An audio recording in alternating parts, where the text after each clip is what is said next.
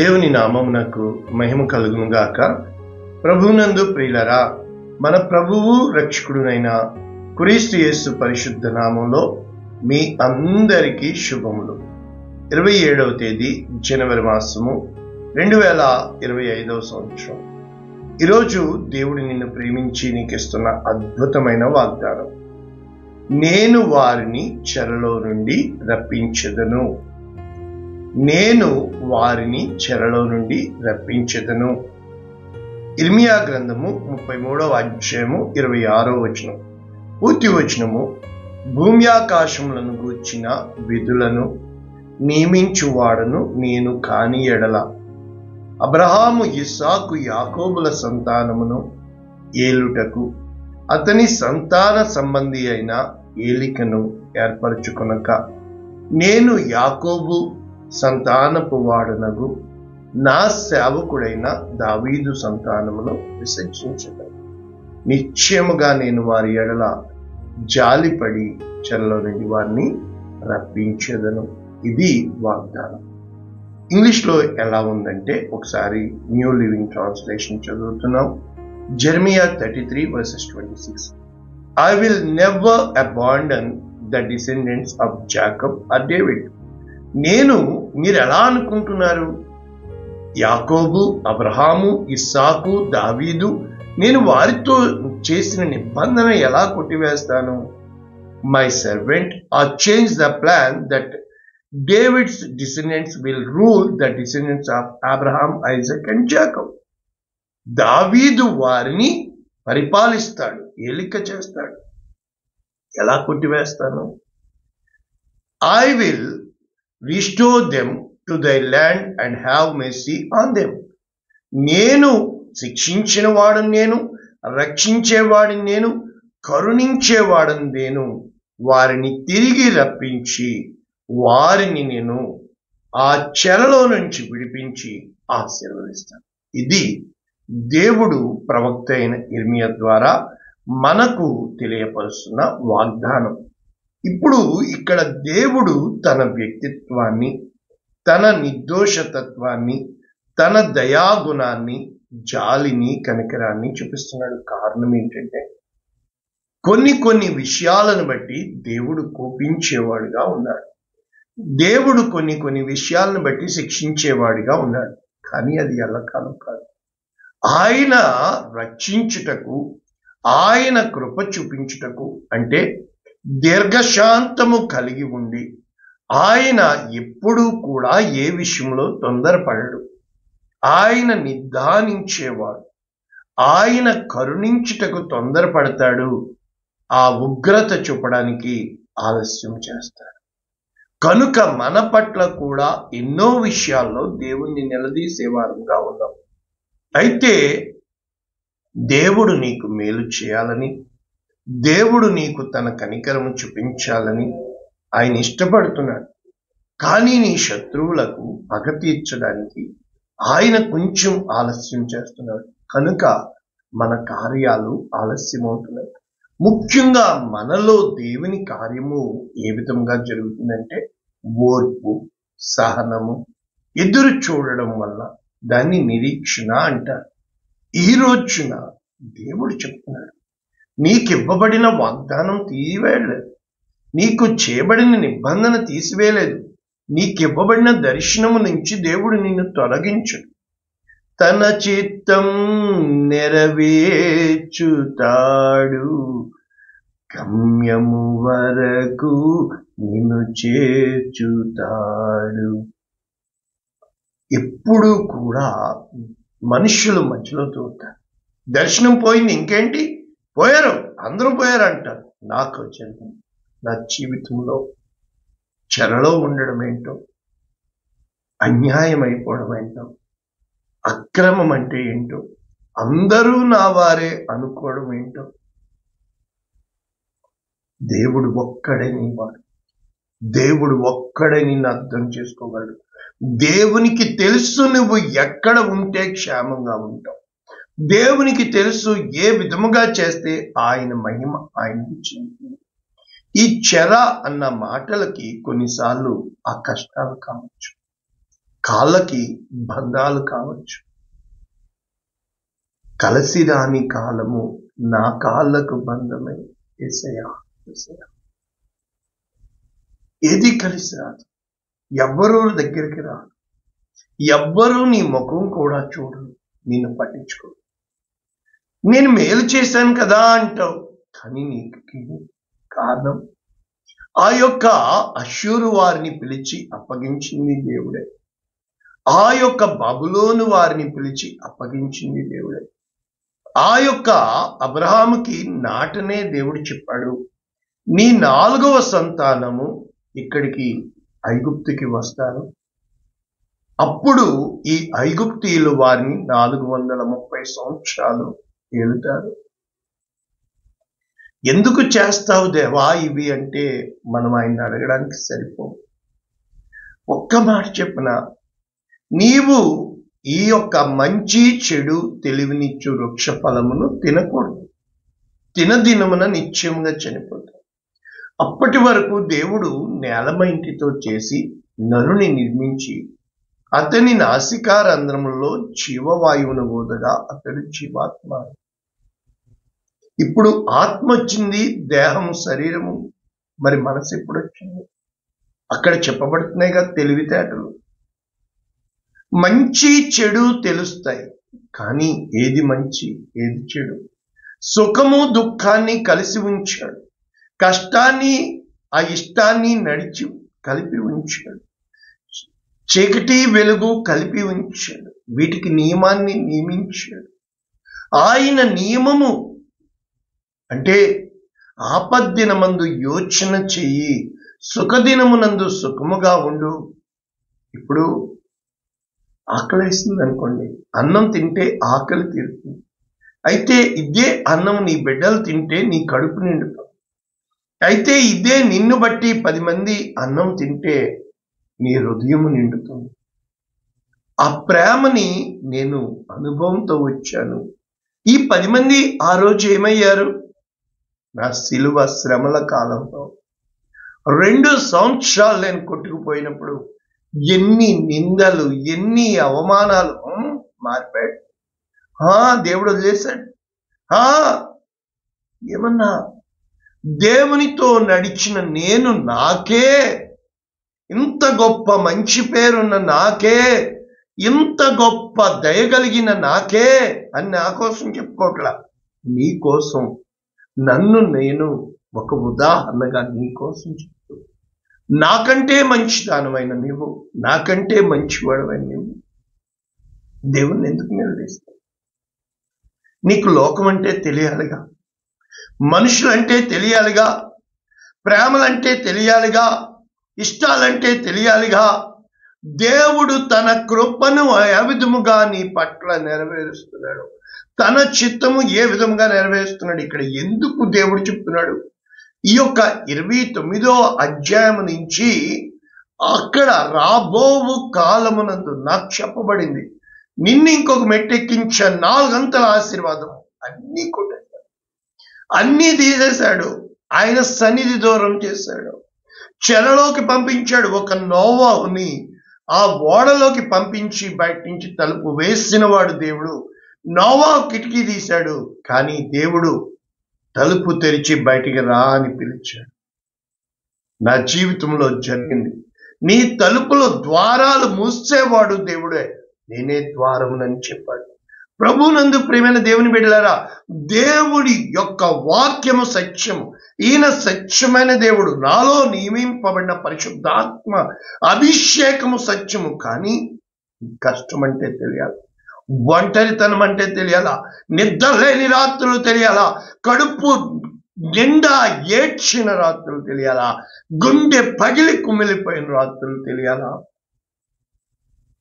ఏ రోజునైతే తెలుస్తుందో.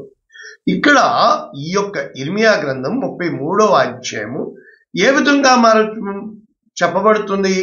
ఇర్మియా చెరసాల ప్రాకారంలో ఉన్నాడు. చూసా, చెరసాల ప్రాకారంలో ప్రిజన్ ఎపిస్టల్స్ తెలుసా? సౌలు ఎంత అద్భుతమైన ఎఫెసి, ఫిలిప్పి, కొలసి, ఫిలెమోన్ చెరసాల పత్రికలు పౌలు ఎంత గొప్ప సేవ. ఇక్కడ చెరసాలలోంచి రాస్తున్నాడు, దర్శిస్తున్నాడు. మాట నెరవేర్చు యెహోవా, స్థిరపరచుటకు దాన్ని నిర్మించు యెహోవా, యెహోవాను నామము వహించు.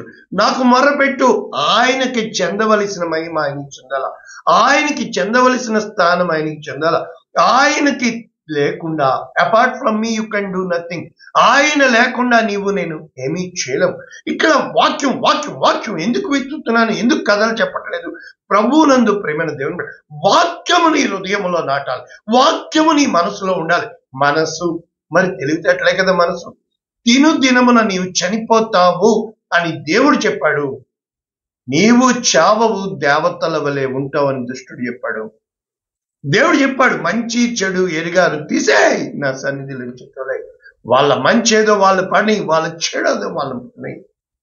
ఈరోజు మంచి చెడు నీకు తెలుసు, అవును, మంచేది చెడేది చూసా. ఎవడు మంచోడు? కాలం ఎలా మారబోతుంది? నేడైనా రేపైనా ఒకానొక పట్టణమునకు వెళ్ళిపోయి మనము సంపాదించుకుందాము రండి అని చెప్పుకుంటున్న వాళ్ళారా, మీ జీవం ఏ పాటిది? రేపేమి సంభవించునో మీకు తెలియదు కనుక చూసారు, ఆయన మరుక్షణాన్ని తన చేతుల్లో ఉంచుకో. ప్రేమలు ఎగిరిపోతాయి, మనుషులు ఎగిరిపోతారు, కాలాలు మారిపోతాయి, గుణాలు మారిపోతాయి, ఇష్టాలు మారిపోతాయి, అన్ని నిలదీసి లా పాయింట్లు. దేవుని పరిశుద్ధాత్మతో నువ్వు నింపబడాలంటే లా పాయింట్ లాక్కు.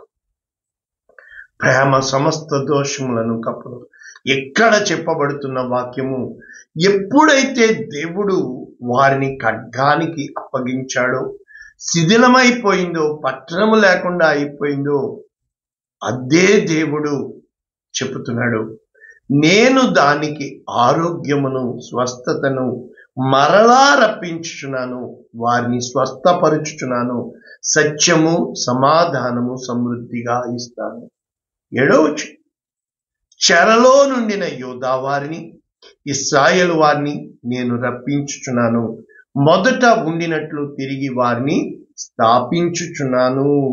కనుక నాకు విరోధముగా చేసిన పాప దోషము నిలవకుండా వారిని పవిత్రపరుస్తాను. వారు నాకు విరోధముగా చేసిన దోషములను, తిరుగుబాటులను క్షమిస్తాను. ఇప్పుడు దేవుడు చెప్తున్నాడు, భూజనులందరి ఎదుట స్తోత్ర కారణముగా, నాకిష్టమైన పేరుగా, ఘనతకు ఆస్పదముగా నేను చేయబోతాను. ఈ ఎన్నోసార్లు వస్తున్నాయి మనకి కారణం. నేను ఇలా నా మార్గం అంటున్నారే, ఇది పాడైపోయాను, ఇంకెవరు రారు, నివాసులు లేరు, జంతువులు లేవు. ఈ స్థలములోనే మనుష్యులైన, నివాసులైన, జంతువులైన లేక పాడైపోయిన యోధా పట్టణంలోనే, యెరూషలేము వీధులలోనే అని చెప్పుతూ ఏమంటున్నాడు? సంతోష స్వరము, ఆనంద శబ్దము, పెండ్లి కుమారుని స్వరము, పెండ్లి కుమార్తె మన దేశములో పావుర స్వరం వినబడుచున్న. చెప్పండి, తిరిగి చిగిరింప చేస్తాడు, తిరిగి కడతాడు. The restoration of Israel. అరే, రిజరెక్షన్ పవర్ నీలోకి రావాలి అంటే నువ్వు ఆ మరణ అనుభవము గుండా, ఆ గోతి గుండా, ఆ లోయల గుండా నువ్వు వెళ్ళాలి. ఇక్కడ మళ్ళా చెప్తున్నాడు, ఇర్మియా గ్రంథం 33:11, యెహోవా మందిరములోనికి స్తుతియాగములను తీసుకుని వచ్చు వారి స్వరము వినబడును. మునుపటి వలె ఉండుటకై చెరలోనున్న ఈ దేశస్థులను నేను రప్పించుచున్నాను. చూసారు, నన్ను అడిగినప్పుడు నా యొద్దకు వచ్చి పరీక్షించి చూసుకోండి. కారణం ఏంటో తెలుసా? దేవుడు చెరలోకి పంపించేవాడు, దేవుడు బయటికి రప్పించేవాడు దేవుడు. నేను చీకటిలో ఉండినను, మీకా 7:7 చెప్పబడుతుంది. ఇప్పుడు మనం కొంచెం వాక్యములు చూస్తే కారణం ఏంటంటే, హెబ్రీయులకు రాసిన పత్రిక 8వ అధ్యాయం 8వ వచనం, ఆక్షేపించి వారితో ఇలాగ చెప్పుచున్నాడు దేవుడు, ప్రభువు ఇట్లనెను, ఇదిగో ఒక కాలం వచ్చును, అప్పటిలో ఇశ్రాయేలు వంటి వారితో, యూదా వారితో కొత్త నిబంధన. ఏమిటి అంట కొత్త నిబంధన? ఐగుప్తు దేశంలో నుండి రప్పించిన వంటిది కాదు. ఏం చేయబోతున్నాడో తెలుసా? వారి హృదయములో నా ధర్మ విధులను ఉంచెదను, వారికి దేవుడనయుందును, వారు నాకు ప్రజలయుందురు. నేను వారి దోషముల విషయమై దయగలిగి వారి పాపములను ఇక ఎన్నడూ జ్ఞాపకము చేసుకునని. మరి వ్యభిచారంలో పట్టబడిన స్త్రీ వచ్చినప్పుడు, అమ్మా నీకు వాళ్ళు వేయలేదా శిక్ష? ధర్మశాస్త్రమైన వాడు ఏ వేలితో ధర్మశాస్త్రం రాశాడో ఆ ధర్మశాస్త్రం కృపని ఇచ్చాడు. మోషే వలన ధర్మశాస్త్రం కలిగెను, యేసు క్రీస్తు వలన కృపా సమాధానము కలిగెను. ఇర్మియా గ్రంథం 31:33. ఈ దినములైన తర్వాత నేను ఇశ్రాయేలు వారితో యోధా వారితో చేయబో నిబంధన, వారి మనస్సులలో నా ధర్మ విధి ఉంచెదను, వారి హృదయం మీద దాన్ని రాసేదను. చూసారా? అంటే ఇక్కడ రాయబడింది హెబ్రీ పత్రికలో రాశారు. కాబట్టి ప్రభునందు ప్రియులరా, ఎప్పుడైతే నీ జీవితంలో ఎవరైనా ఏమైనా అంటే పెళ్ళగించుటకు, విరగగొట్టుటకు, పడద్రోయుటకు, నాశనము చేయుటకు, హింసించుటకు, ఇవన్నీ దేవుడే చేస్తాడు. తిరిగి నేను నాటుటకు, కట్టుటకు, స్థాపించుటకు కనిపెట్టి ఉన్నాను. కనుక మనం ముగించుకుంటే ఆమోసు గ్రంథము 9వ అధ్యాయం 11వ వచనం ఇదే వాక్యాలు అపోస్తల కార్యములు 15వ అధ్యాయంలో పెడుతూ వాళ్ళు చెబుతారు, పడిపోయిన దావీదు గుడారమును ఆ దినమున నేను లేవనెత్తి దాని గోడను బాగు చేసి దాని పోయిన చోట్లనెల్లా బాగు చేసి ఎదోము శేషమును నా నామము ధరించిన అన్యజనులనందరినీ నా జనులు స్వతంత్రించుకున్నట్లు పూర్వపు రీతిగా దానిని మళ్ళా కట్టారు. చూసారా? రాబోవు దినములలో కోయువారు దున్నువారి వెంటనే, విత్తనము చల్లువారి వెంటనే ద్రాక్ష పండ్లు తొక్కువారు. పర్వతముల నుండి మధురమైన ద్రాక్ష రసము స్రవించు, కొండలన్నీ రసధారలు. కానీ శ్రమనందుచున్న నా జనులకు ఇశ్రాయేలీయులను నేను చెరలో నుండి రప్పించాను. చూసారా? పాడైన పట్టణములను మరలా కట్టుకొని వారు కాపురం, ద్రాక్ష తోటలు నాటి వాటి రసము త్రాగుతూ, వనములు వేసి అన్న తోటలు వేసి పండ్లను తిందురు. వారి దేశమందు నేను వారిని నాటుదును, వారికిచ్చిన దేశంలో నుండి ఇకను ఎవ్వరు వారిని పెరికి వేయలేరని యెహోవా సెలవిచ్చున్నాడు. కాబట్టి ప్రభునందు ప్రియులారా, పగటి నియమము, రాత్రి నియమము, సూర్య చంద్రుల నియమము ఎవరైనా తొలగించగలిగితే అప్పుడు దేవుడు చెప్తున్నాడు, వారిని ఇంతగా ఆశీర్వదించడానికి ఇష్టపడిన నేను, మీరెవరు నా బిడ్డల మీద నిందలు మోపడానికి, మీరెవరు నా బిడ్డల్ని అన్యాయం చేయడానికి? నా జీవితంలో నేను వెళ్ళిన శ్రమల కాలంలో ఇక్కడ 3 సార్లు, ఈసారి 7 నెలలు నేను పండిపోయి ఉన్నాను. నా దగ్గరికే నువ్వు తీసుకొస్తావు, నేను ఎక్కడికి వెళ్ళను. సాక్ష్యం వింటున్న మన సంఘస్థులందరికీ తెలుసు, మనిషి మీద నేను నేరం మోపను. కానీ ఈ కష్టకాలంలో కొంతమంది నోరు వాడారే, వాళ్ళకి శ్రమ. దైవజనుడిని నేను కనుక నేను చెప్పినాను, వాళ్ళకి శ్రమ. నేను క్షమిస్తున్నాను, కానీ వాళ్ళకి శ్రమ, ఆ నోటికి శ్రమ లెక్క చెప్తారు. దయచేసి దైవజనుడికి వ్యతిరేకముగా, దేవుని బిడ్డలకు వ్యతిరేకంగా మాట్లాడకండి. చూసారా? దేవుడు మాట్లాడు, ఆ నోటికి శ్రమ, ఇది ఖచ్చితం, లెక్కప్ప చెప్తున్నారని కూడా నాకు దేవుడు చెప్పాడు. దైవజనుడితో అభిషేకం పొందిన వారితో పెట్టుకోకండి. చూసారా? దేవుడు చెరలోకి పంపించేవాడైనా ఈరోజు నీ జీవితంలో ఏ కష్టం ఉన్నా ప్రార్థించి, ఈ వాక్యం వింటున్నా నువ్వు అక్కడ మెసేజ్ పెట్టు, నేను ప్రార్థిస్తున్నాను. దేవుని పరిశుద్ధాత్మకు విరోధంగా మైండ్కి చెప్పేవాళ్ళు ఇప్పుడు చెప్పాను కదా, తెలివితేటలు వేరే, ప్రేమ వేరే. ప్రేమ సమస్త దోషము. ప్రేమకి జ్ఞానం అవసరంలా, ప్రేమకి తెలివితేటలు అవసరంలా. అమ్మ ఏ తెలివితేటలను బట్టి బిడ్డను ముద్దాడుతుంది? అమ్మ ఎత్తుకొని చంకన పెట్టుకొని ఆకలి తీర్చిన విధంగా తల్లి అయిన మరిచినేమో కానీ చూడుము, నా అరచేతుల్లో నేను చెప్పినాను, నీ ప్రాకారములు నా ఎదుట ఉన్నవి, నేను నిన్ను విడువను, ఎడబాయను. దేవుని గుణము తెలియకుండా, దేవుని దర్శనము తెలియకుండా, దర్శనం తీసేశాడు, పొడిశాడు, వద్దమ్మా, అది నీకు శ్రమ. అయిపోయింది, నువ్వు లెక్కపు చెప్తున్నావు. ఈ వాక్యం వింటున్న ఎవరికి, దేవుని బిడ్డగా నేను చెప్తున్నాను, ఎవ్వరికి వ్యతిరేకంగా మాట్లాడకండి. దేవుని బిడ్డలకి వ్యతిరేకంగా అస్సలు మాట్లాడకండి. ఎందుకు తెలుసా? ఆ నోటికి శ్రమని, ఆ నోటికి తీర్పుని, ఆ నోటికి దేవుడు, ఆయన దేవుడు ఎప్పుడూ కూడా మనకి తెలియదా ప్రశాంతం కూడా, మనకి తెలియదా అర్థం చేసుకో, మనకి తెలియదా మళ్ళా ఆడిదా. ఎప్పుడైతే తీర్పు తీర్చేవాళ్ళని ఉంటాం, నీ కంటిలో ఉన్న దూలము తీయకుండా ఎదుటివాని నలుసులు ఎలా తీస్తాం?